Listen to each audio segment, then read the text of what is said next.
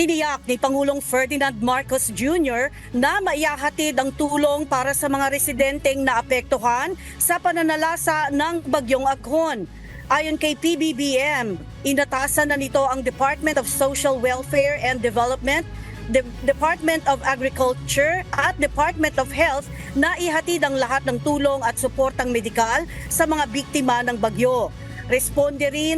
Re-responde rin kaagad anya ang pamahalaan upang maisaayos ang nasirang infrastruktura.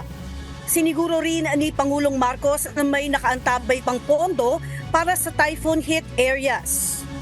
Kaya naman ang DPWH at saka ang DOTR ay kailangan susunod na dyan sa first responder para maayos na kaagad ang mga nasira na infrastructure.